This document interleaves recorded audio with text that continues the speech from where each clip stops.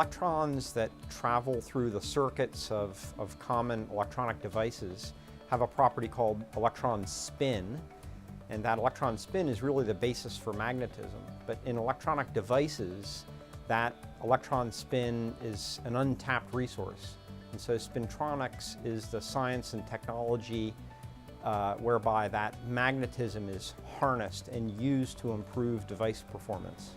Our Center for Molecular Spintronics is comprised of chemists, physicists, and engineers from NC State and UNC Chapel Hill who are focusing on molecular systems wherein we can control the manipulation and transport of spins in new types of electronic devices.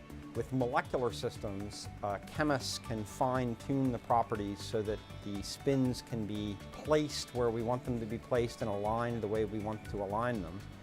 Our center is really taking on an important challenge that defines a new frontier in molecular spintronics. We're designing molecule-based systems whereby we can control the spins with light, visible light, by changing pressures applied to the sample or by changing the temperature of the device to alter the orientation of the spins in the molecules that comprise the device.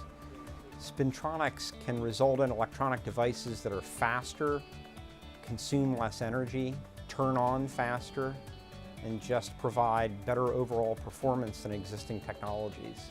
This type of research is absolutely necessary to keep the electronics industry growing further down the road.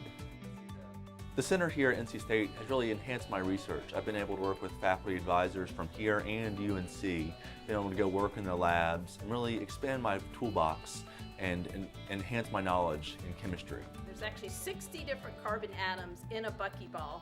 The center has sponsored a whole array of educational outreach activities, from working with young children, elementary children, all the way through people who are retired. These experiences have included working with family science programs at the younger grades, engaging middle and high school students in Nano Days experiences. So that's been a great success. We've had our center researchers giving talks to the public through things like science cafes and the Science Expo at the Moorhead Planetarium.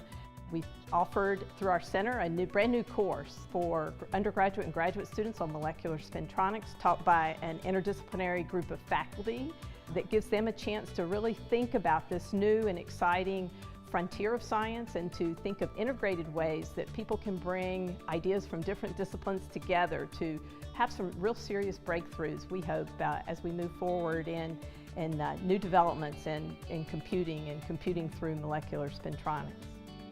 In the next 10 to 15 years, we hope that our Center for Molecular Spintronics will have brought spintronics technology to the point where existing molecular electronics is today. So I think everyone has heard of LED televisions. The LEDs that are in television displays are actually organic molecules that respond to electric fields, and that technology was really just beginning 20 years ago. So we would be very pleased if the research in our center could meet or exceed that pace of discovery.